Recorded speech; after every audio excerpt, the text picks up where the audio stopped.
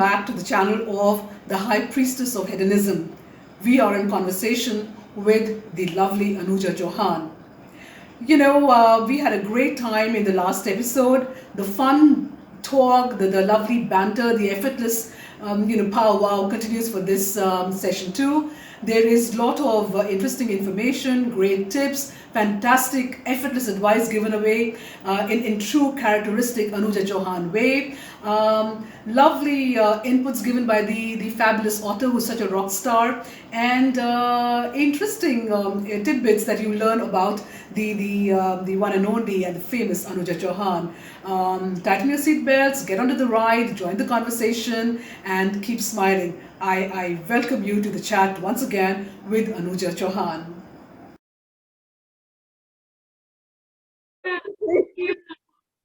Yeah, very true. I come down to it will be completely unrelated to you because you may not have faced it, but maybe in another avatar, not as a writer. But I want to know: have you faced rejection slips, rejections from publishers?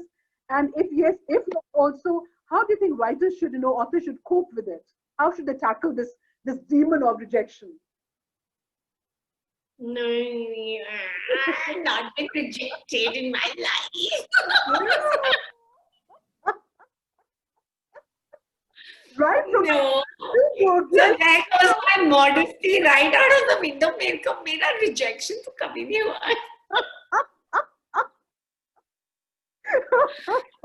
Oh.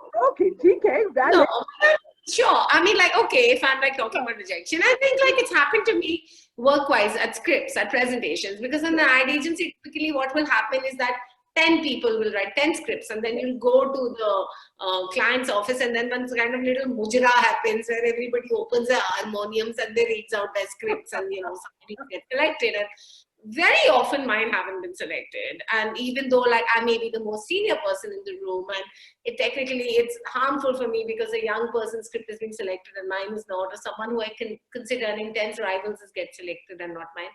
Typically what happens to me when that happens is that my heart starts to slam really fast, and I get like, it's a very particular adrenaline kicking in sort of feeling that happens. It's not a nice feeling, it's a horrible feeling. Yes. But I've always told myself that Anuja Chauhan, you are losing weight, you are losing, hopefully burning calories, at least some.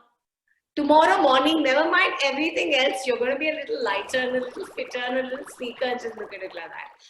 And then look at it like you win some, you lose some, and there's a little pressure off your back, and then you do the good person thing. You go and you're like, hey man, good script, well done, I'm so happy for you.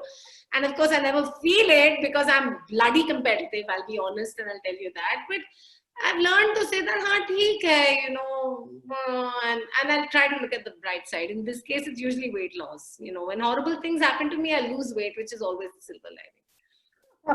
You can't say that. I should be saying that instead. You're just perfect, isn't it? Think how many horrible things have happened to me that I'm. But Anuja, really, as a wife, so jealous. I think J.K. Rowling faced something like 70 rejections before the Harry Potter, brought her success. Okay, I have no story like that. I have no story like that. It's just such shit. Like, nevertheless, as an experienced author, what are your tips for authors for combating, for overcoming the feeling of rejection? How should they cope with it? It's such an integral part of most authors, really.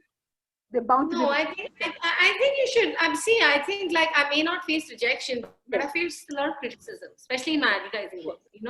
Like I'll put out an ad, and then I'll go there and it'll say, oh, like 2 million views, and I'll be like, yeah, and then it'll say so many comments, and all the comments are negative.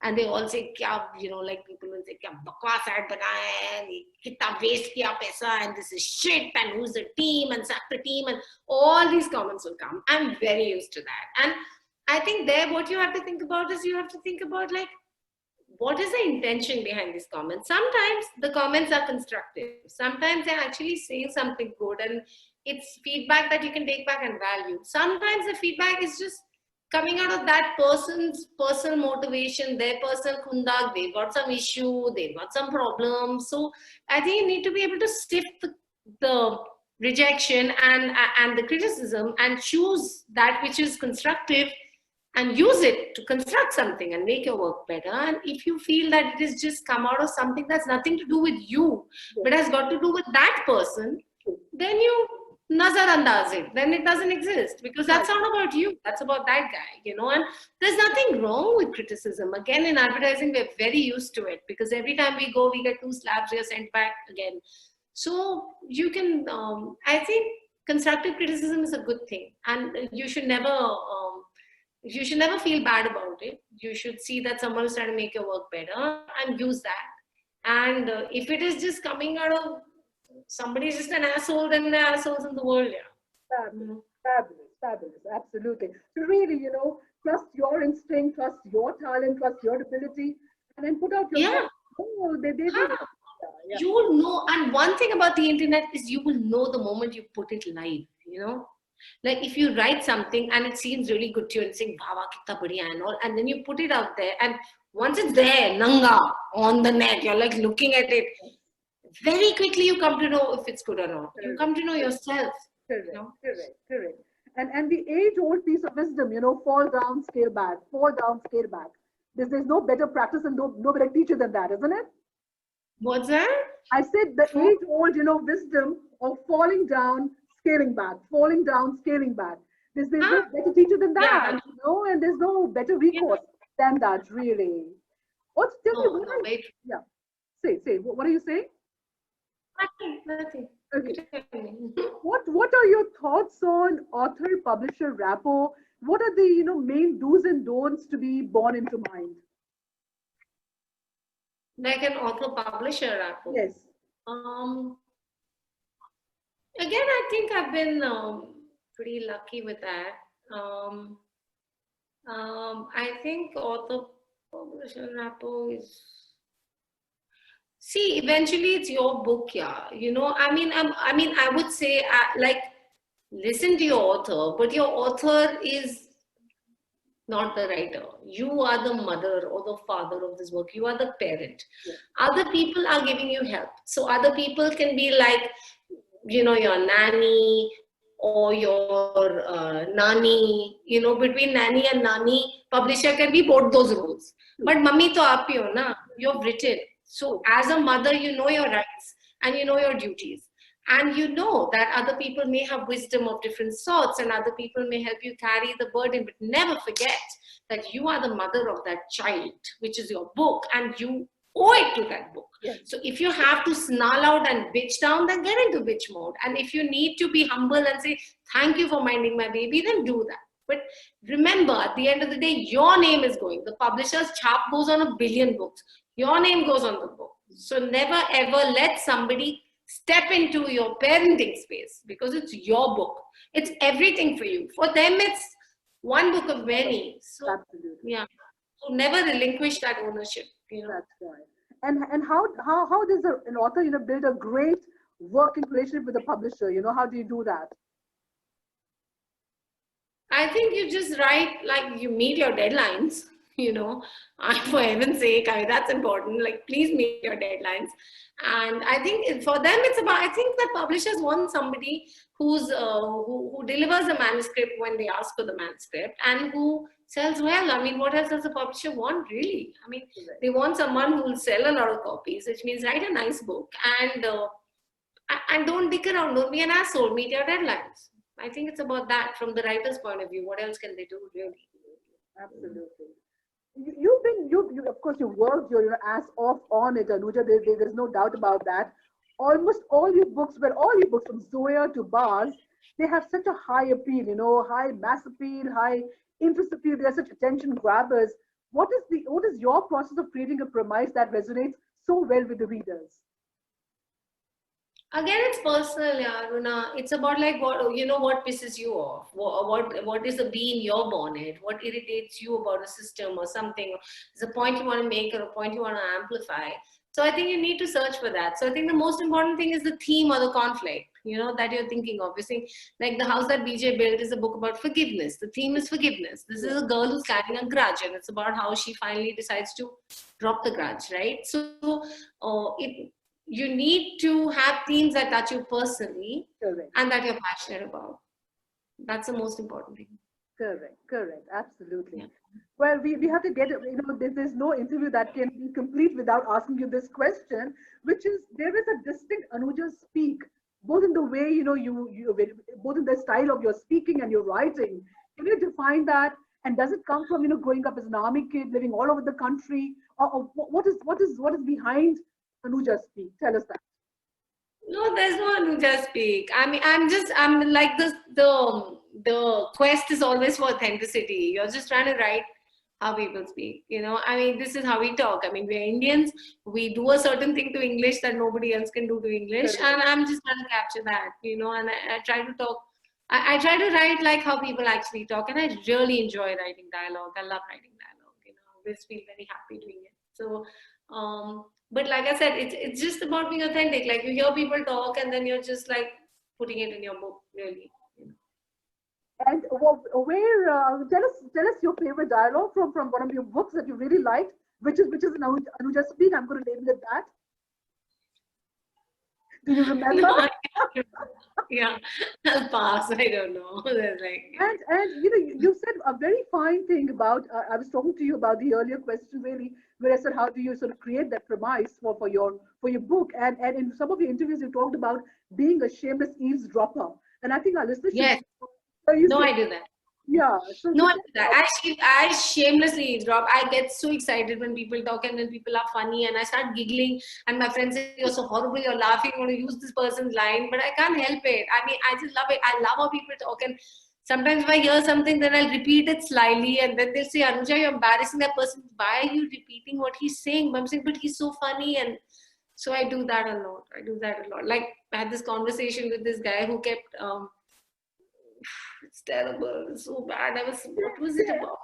I called up the pizza van and I told him, "Ye pizza chahiye," and he said, "Madam, base." So I said, "Nahi, mere ko to thin crust base chahiye." And he said, "Nahi, madam, base." I said, "Bhaiya ji bola na thin crust base chahiye." "Nahi, madam, base ya non base."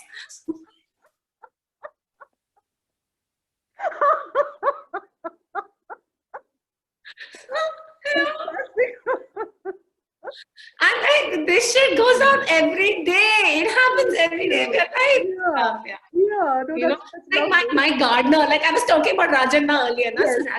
So Rajanna came to me and said, "Give me a raise and all." So I said, "Okay, Rajanna, I'll up your salary by 1,000. You have to bathe my dog also." So he said, "Okay, fine." So then he's bathing Chabbis, and I can hear him say, "Goodbye.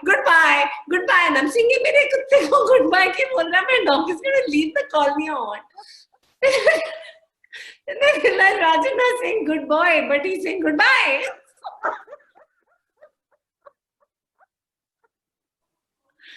It's damn funny.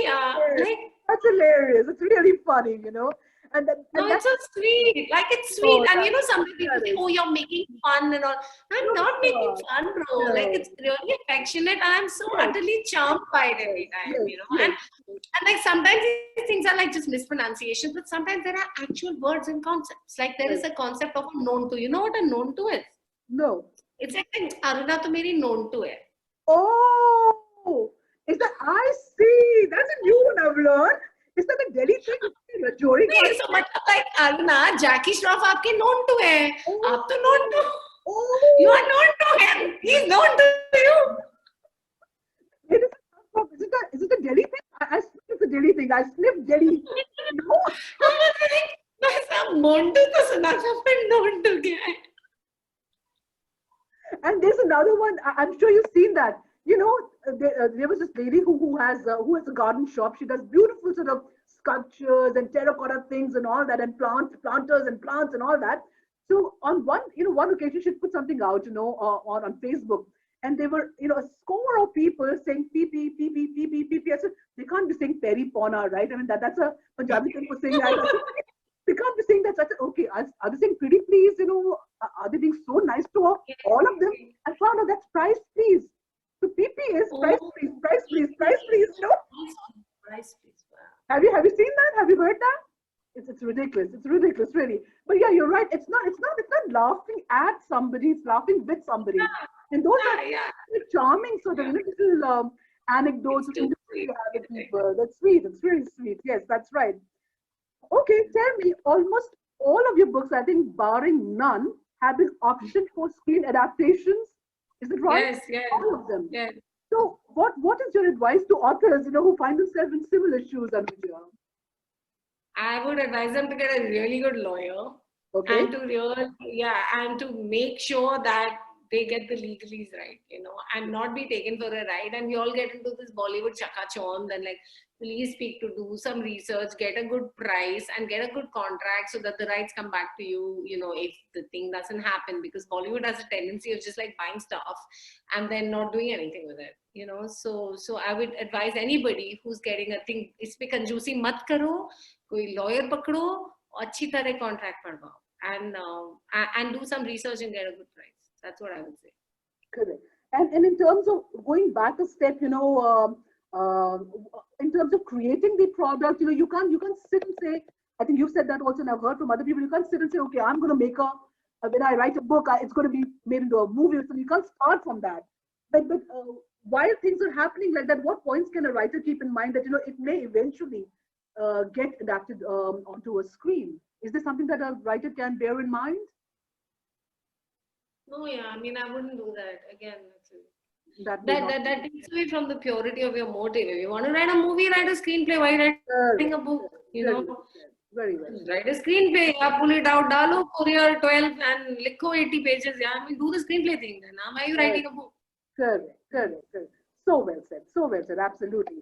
So stick to, your main sort of mood area and your mood focus really, isn't it? Yeah, fantastic. Thank you, Anuja. See, because when you write a book, you will have complete creative control, complete and utter. It's yours. Yeah. I mean, there's not the format that gives you that. So. Correct. And so we hear that, you put the lockdown to very good use and you finished a complete manuscript for a book. How did you do that in a short time span? And you've also said that you're a really slow writer. You take 1 year to write. But here in 4 months, is that right? You had just finished the manuscript. How did you go about doing that? Yes. Tell us, what was the regimen? How did you get to it? How did you accomplish it? I was writing like a crazy person. I had become absolutely obnoxious and I was just writing all the time. And I think it was just the trauma. My husband and I thought, oh, empty nest, all our children, one is in London, one is in Bombay, one is in Delhi, they are in Bangalore. Suddenly, dhar, they all landed. So I think it was just coping with the fact, escaping into the guest room and saying, nobody talk to me, I'm writing a book. So I knocked it off in 4 months. But I think the premise, I mean, like, it took me a while to hit on the premise. But when I got it, I was it wrote like Makhan. It was great. No. Even now, like with this book, I keep checking the word count because I can't believe it reads so fast, because it's my usual 1 lakh words. Okay. But when I read it seems to go by really fast for some reason. Wow. Yeah. Fantastic. Anyway, And it's all wrapped up. It's gone on to, gone out. Wrapped up. It's gone. We have finished all the, now it's gone to the proofreaders now. So it's off and it's with Harper. And like I mentioned, it's called Club You to Death. It is set in a fictitious club in Delhi called the Delhi Turf Club, DTC. And it's a whodunit. It's a murder mystery. It's a romance come murder novel. Lovely. And that's a genre, a subgenre you're trying for the first time? Yeah, I have never murdered anybody in a book before. So it's new. Yeah. Beware, don't piss her off, anytime fast.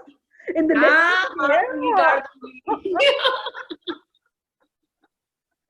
Okay, tell me, we've all had our favorites, and we still look up to so many of them. Who are your favorite authors from the all-time greats and from Indians writing in English?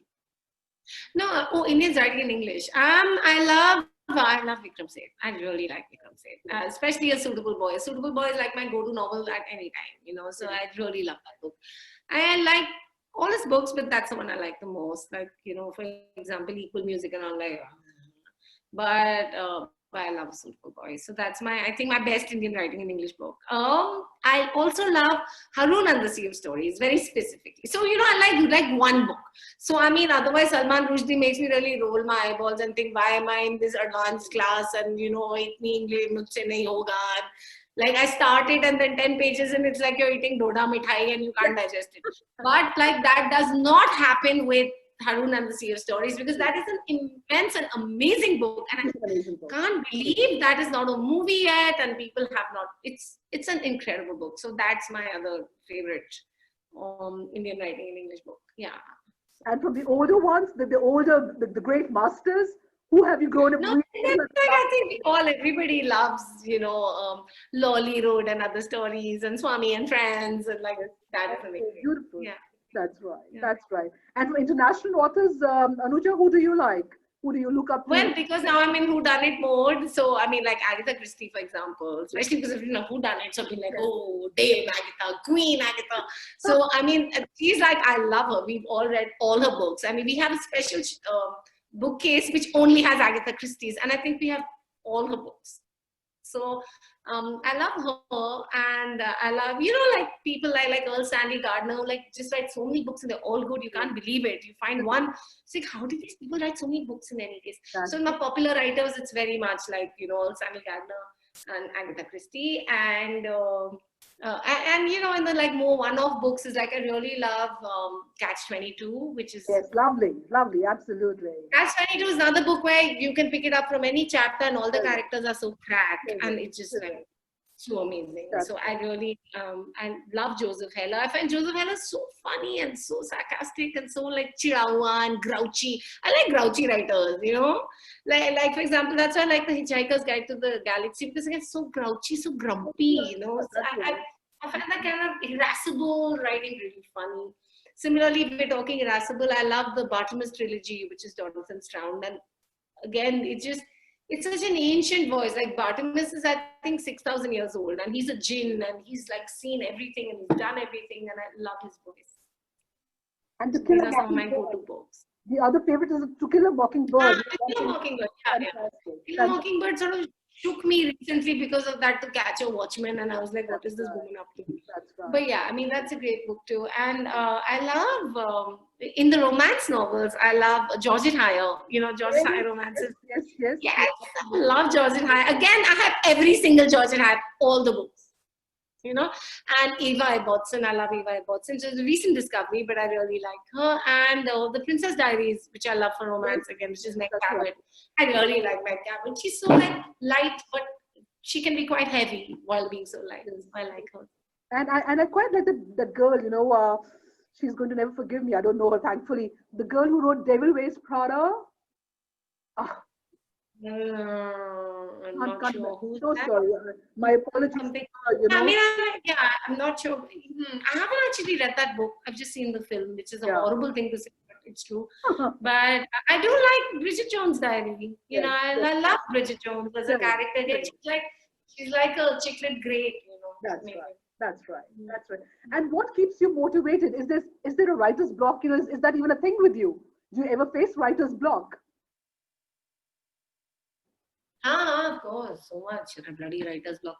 With writer's block, I think it's just like you sort of like do other things. You do other things. You sort of leave it. Like you paint the wall, or you paint some furniture, or you go for a trek, or you redecorate your kitchen, or do something else. So, write a column deadline, write one ad campaign, or get involved with something else, and then it'll happen itself. It's like that watch pot never boils kind of thing, Yeah, just leave it. It's probably asking for air and yeast, and lockdown where we're all baking so much. So, the yeast needs time to rise. So just leave it for a while. What an analogy. Absolutely. Great, Anuja. And you are a woman of many interests, How do you fill your free time? What are your hobbies? What all do you sort of, what sings to you? Gardening. As I said, Rajanna's coming up in this conversation again and again. I hope Neeraj is not anywhere around, No, I also like Rajanna because he's very strong. And so he moves the furniture. So I'm like, Rajanna, I think you upar jayega, niche jayega. He's like, हाँ madam. So we do a lot of like, she with the driver, we move furniture. I love my home decor, painting, repainting, gardening. Those are like my big hobby things. I also like doing things in the township. Sometimes we put up plays, and sometimes we do kinds of like events which I like to do. So that kind of thing really. Those are my hobbies. You act in those plays? I play the piano. I play by ear. My son is a great pianist and he's amazing. I'm like a harmonium player on the piano. Like I play with only the right hand by ear. But I do like to do that. Fabulous, fabulous, fabulous. And my Zumba, I didn't mention the Zumba again. By the way, in Club to Death, the Zumba instructor dies. He's murdered. Amazing, amazing, fabulous, really. How much have you progressed in your Zumba dancing class? The connection's unstable. Can you hear me? Huh? Can you hear me? Huh? Back. Yeah, yeah. I said, how much have you progressed in your Zumba dancing class? What is your level right I now? love it. I don't think there's a level. I mean, like it's just a class, so we do lots of shit. And so I've been doing this class regularly for about 2.5 years. We also do a strength training section in the middle. So we do like about 6 songs, and we do strength training, and then we do 4 more songs. Fantastic. I have to see you do that, sometime in the near future, right? Okay, down to a serious question, Anuja. What challenges are authors facing in the current pandemic? I don't know. Like what I hear from our publishers is that people aren't buying as many books as they used to. And I actually thought that now that there's no movies, people might be buying more books. But apparently that's not the case because they aren't visiting bookstores. So I think there's a general like slowdown and sluggish sales. That's what it seems to me. Otherwise, I thought for authors, the lockdown is not bad at all because you have so much time. You can just write, There's so many people whose careers, like for example, if you work, say if you're somebody who gives massages, I mean, you can't work. I mean, if you own a restaurant, I mean, life is really hard for people like that. So I guess for writers, you can still write, hey, I mean, just spend the lockdown writing, So I don't think it's as bad for writers as it is for many other people. True. You can use this time to, develop your content, develop your tone, develop your... Yeah. Absolutely. Like Taylor Swift has come out with a whole new music album in the songs from the lockdown. So, Correct. Yes. For this area, I think it's been sort of a blessing in disguise, no, for sure. But for the publishing industry in general, what are the challenges the industry is facing, Anuja? And what do you foresee happening in the I have no idea. I mean, I know nothing about publishing. I'm just a writer. I mean, I think that's also in Suitable Boy. It's such a lovely quote. This lady says it at a party, Dr. Ela something. Pay no attention to him. He knows nothing about writing. He's a writer. The delicious Mr. Sage, right? Fantastic. Okay, you've been very I think you're a very outgoing person also, and I think you make several appearances. I want to ask you how important are appearances and attending Lit Fest for authors? There are some super famous authors like there's Pico Iyer, even Vikram Seth, who are self-proclaimed recluses. They don't want to step out. But how important is it for a writer to be seen, to be heard, to be out there, to be networking? What is your take on that? No, that's not true. Firstly, I remember a couple of years ago, I met Vikram Seth at every freaking Lit Fest that was happening. He was everywhere. And I distinctly overheard someone telling him, go back home and write your book. Why are you at Lit Fest? Because as a fan, I'm waiting for a suitable girl and saying, suitable girl, go home and write your book. Why are you eating omelette in the Taj Mahal hotel? So, I'm not so sure about that. But I think appearances at Lit Fest are just about like meeting other people and having interactions, right? Because see, all of us we write in caves, you go into your cave and you write. And after you go out, you meet people. You can't keep input is equal to output. So for input, you have to go, you meet a bunch of other writers, you meet readers, you stay in a fancy hotel, you bitch out people and shit happens and you gossip and you get drunk and all those things that go on in life. So I think it's just about that. And I don't think there's anything wrong with it or right with it. I don't think you sell more books by going to a Lit Fest, but I think you may have interesting experiences, like in a line in Jaipur, standing in that little bathroom that they have inside the little writers there. Everybody, one long line forms. I've chatted with Margaret Atwood in that bathroom ka line, Wow. That's amazing. Like for me, So I'm saying that it's good for you generally, like for material, but I'm not really convinced that LitFest help you sell more. But they could be grist for your, writing mills. Is that what? Yeah, grist for you. Fantastic. Now, a very important question now. It is said that writing is the easy part. The actual task, happens when you begin promoting and marketing your book. And every author has to do that now. You can't just run away from that. What is your book marketing 101? What tips would you give, to authors? Tips that really help boost, sales. Again, I really don't know. I don't know. This is again not my area of expertise at all. I mean, again, like I try to write a book as nicely as possible and make it as good as I can. And then in that case, whenever people interview me or I have interactions with people, then I always feel that if I feel my book is good, then I can promote it more honestly and enthusiastically, So again, like if I'm smiling nicely for a picture or I'm talking nicely in an interview, that is simply coming from the fact that I know my book is good, So if you've written a shitty book and then you go out there and you're looking beautiful and you're being very witty, I really don't think it'll work in the long run. Eventually it's going to be like, this is something that Dhoni said, that he told me also, that he says very often. He's saying, it's about the chakka that I hate. I mean, like if I didn't hit that chakka, all this will go away. But if all this is there, but there is no chakka, then it's nothing. It's Yes. It means nothing. It's kind of a book. Yeah. Any marketing tips, any promoting tips to the authors? How can they promote their wares? What can they do? What can they do right to, sort of really put their name out, which translates into, hopefully sales of their books?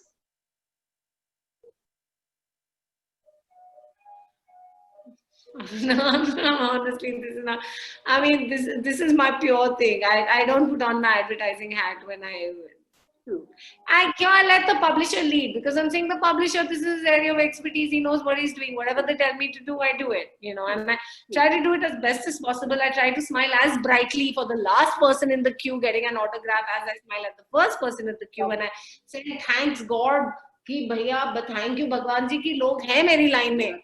And I am signing, So again, I think it's about like being humble, staying grounded, and just doing your bit, So it may be the 100% you're meeting, but for them, it's the first time they met you. So you better put up a good, I mean, like, I give people, like, if I meet an author I love, I'd be really pissed off if he's like all cranky and like, like too important. So, be nice, yeah.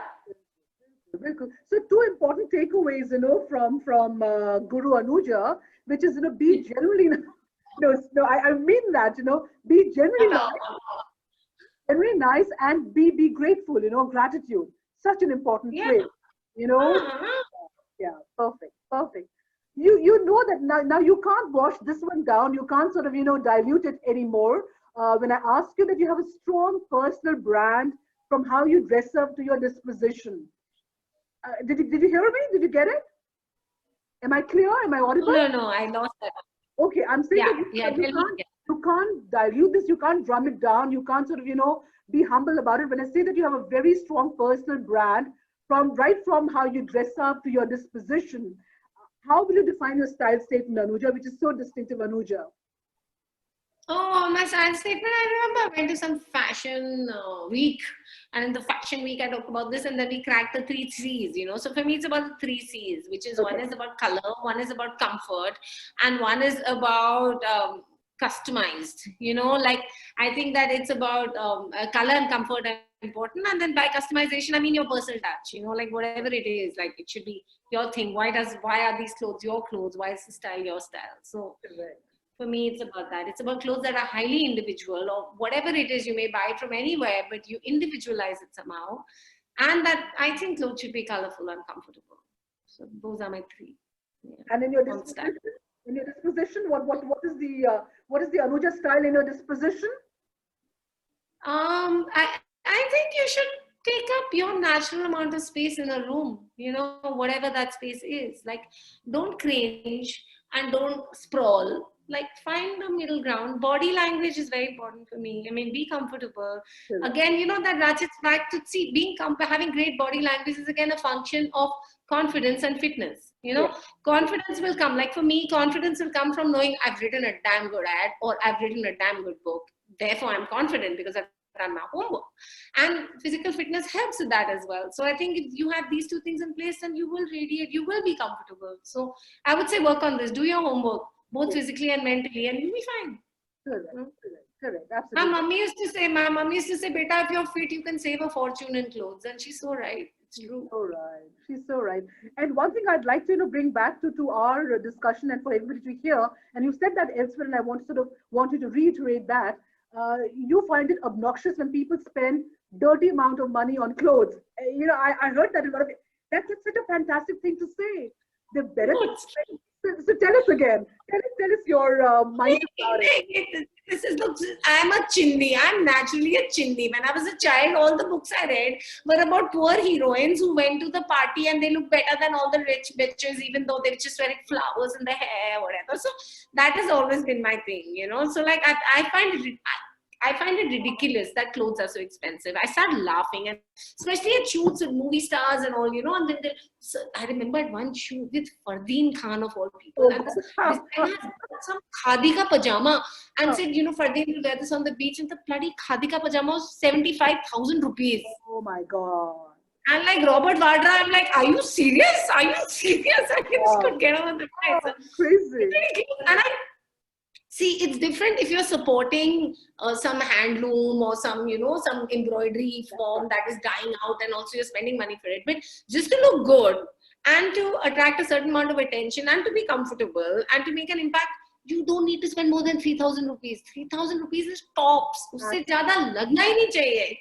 You can get amazing clothes. Yeah. I mean, like, it's ridiculous. It makes my head hurt. I get so irritated about these things. Correct. So true. What a fine point, ladies and gentlemen. Don't waste money where it's not meant to be, sort of thrown away, really. I mean, spend it on get some dogs fixed, and that money. I mean, like, so that they don't have puppies or whatever. Do something good with it. Do something good, yeah. So today you were a bit late. You were, rushing, dashing around. What were you up to? Tell our viewers about that. Well, you were saving a fur child. Tell us about that. And you do take care of a lot of fur babies, your heart.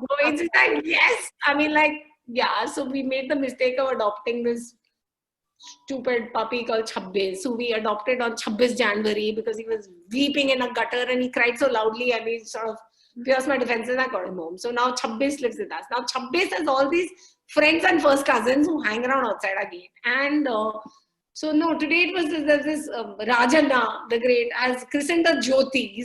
I know why her name is Jyoti, but her name is Jyoti. Yeah. And Jyoti is about now 7 months old, and Jyoti, I think, just started her first period. So everybody freaked out, and my driver and I cunningly lured her with steamed chicken momos and trapped her into a cage, and then we took her to the vet. And because of that, and so now she's going to have an operation, and then she can't have babies, and after that she's free to roam the streets again. So that's what we were doing. Yes. So please tell people in your characteristic style, I want people to be like Anuja, guys, take care of street animals, take care of, other beings around, isn't it? Tell them what you want them to do, really. Yeah, no, I think everyone should. I mean, like, I think that, such crazy things are happening in the world today, and even if some farm bill has been passed, whether it's a good bill, whether it's a bad bill, I really don't think your opinion is going to count or you'll be able to make a difference, except once in 5 years when we have elections or whatever. But I'm saying, meanwhile, you can make a difference on your street. Yeah, there are animals on your street, there are dogs and cats. Leave out water in the hot weather. Leave out 1 chilamchi of pani for dogs and cats to drink. Half the time they're thirsty more than hungry. And get them fixed. I mean, it's easy. You can just get them fixed. People drown puppies and do all kinds of horrible things. Just get the dogs fixed on your lane, get them vaccinated, and they're so loving, and they'll protect your neighborhood, and they'll kill rats and mice for you. So just do it. Yeah, that's fine. Yeah. Do it. Absolutely. Anuja, your other sister is an author too, right? Nandi. Yeah. Yes. And so, how do you exchange notes with her? How do you sort of, feed off her energy and she feeds off yours? Do you compare, ideas? Do you discuss ideas? Does that happen? No, we do that. Yeah, we do that. Of course we do. And we have a lot of shared influences, like our childhood and things that we trip on, or, like favorite books and movies that we both know that we're sort of, tapping into when we write and stuff. But I think more importantly, we spend a lot of time bitching about publishers. That's actually So good to have a bouncing off pad like that, right? In your house who understands your grievance yeah. well. Yeah, no, and Nandini publishes in the US and she has a proper literary agent and she knows my opinion on literary agents. Yes. But she is different in America. So I think a lot of conversations are about like, the US versus like our DC system and so on. Correct, correct. And so you know that authors are the new engineers and the new doctors. Everybody wants to be an author now. Is it not right? So many. There's this sort of flood of authors coming out now. Some of them want to write. Well, they do write some fantastic stuff. But what I want to know is how should the aspiring authors attempt to rise above the crowd and find a distinct place for themselves, have their own voice, have their own style, have their own sort of slot in the minds of readers and the market. How should they do that? What is the process they should do to? No, I think it helps. I think it helps to have a profile already. Yes. I mean, like you could be, for example, married to a movie star, in which case, anyway, your books will sell well. Or Sure. you could be a movie star yourself, in which Yes. case your books will sell well. Or you could have an interesting backstory, or you could be, an Olympian, or, have a special celebrity kind of a life. Or you could have work that people recognize. Like in my case, nobody knew who I was, but everybody knew Ye Dil Mange More. So Right. like when the book came out and they said, from the girl who wrote Ye Dil Mange More. So people have something to sort of pin you on, So I guess you have to think about like, what is that in your life? What is your little unique little achievement that you could put in your little bio at the back of the book that might get people interested and say that, she did this or he did this or he cracked this or he went there or whatever it is, So I think that helps. It also helps perhaps to be absurdly young, in which case, that's a pegging point. Or you climb some mountain, or you have some achievement, or you have sometimes people have some special journey, somebody who came back from an illness, or somebody who rose above some kind of physical challenge. So all those things, I think, anything that adds to your voice, your personal experiences, I think is, people read that a lot. I'm told that they read the back and they say, oh, this person did this and looks interesting. So try to have an interesting story. True. Yeah. Also, we talk about celebrity authors. You mentioned about, the people having, or somebody having a star for a husband or a cricketer or whatever, or they themselves, having been celebrities and now, having become authors. Is that something which is overrated now, given that in the current Booker list, it's peopled by debut authors? So, and some of them unknown names, so far. Yeah. Is that overrated being a celebrity author? It's just what you write and what you bring out. Will that matter more? Yeah, obviously. I mean, the thing is like, see, if you're a celebrity chef and you write a book of recipes, I'm damn interested, yeah. I want to know, because that's your area of expertise. So I think that's okay. But yeah, I think we all have that little bit of resentment about celebrities, like, ye to yahan bhi ghus gaye, ye to ye bhi kar rahe hain, because celebrities are doing everything. They're opening restaurants also, and they are designing jewelry also, and they are now designing, like apartments designed by so-and-so. So it's like, what does she know about designing apartments? So then, celebrities are everywhere, so I think that's just something one has to live with. But again, like, I don't want to hold people's celebrityhood against them. Somebody might be a celebrity and maybe a really fine writer as well, so that's also possible. So again, it's about, let's not label people and reduce people and say, oh, ye to so and so hai, to iska kitab. So again, it's that, judge people by their book and not by their background. So that's what I do. Try to do. Yeah. Absolutely. Very, very fine words there, Anuja. Really, surely so. Effortlessly, such important gyan, given out, Anuja. I hope you realize that, the kind of meaning you have lent out to the discussion and to people out there who will be absolutely picking up. It sounds like a conclusionary speech. There's something to be, to wait for, and people will be keen. And I'm not going to let you go away because I know that you come from a fantastic family of singers. Your sister's singer as well. You are a wonderful singer. Hum something for us. Sing a song, Anuja. No, I can't sing a song. But what I can do is I can share with you a little bit of the lyrics, a little bit of a tune of a song that my horrible children Right. recorded for me for my 50th birthday. Okay. Basically, it's a riff on, you know, Aladdin, the song from Aladdin, Yes. A Whole New World. You know, A Whole New World, right? Yes. So the song is about a magic carpet ride. Right. Yes. So my horrible children wrote something which went,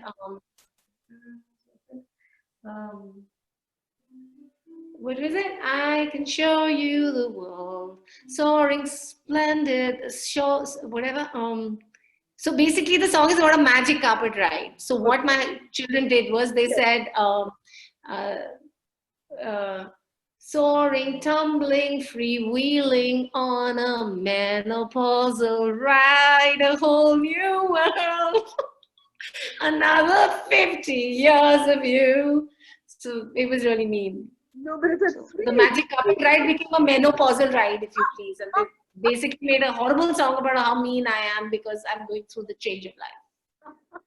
But that's onto the next phase, the next chapter, and a more creative chapter, more fulfilling chapter, Anuja. Really, you know.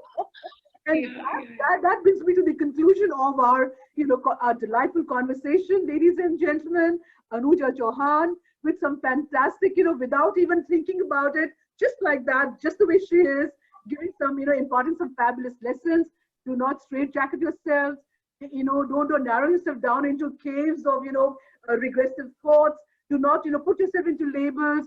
Be simple, be genuine, be nice, be kind. Have a drive towards excellence. Be passionate towards what you do, and be passionate about too many things. Like she does. There's nothing like too much of interest.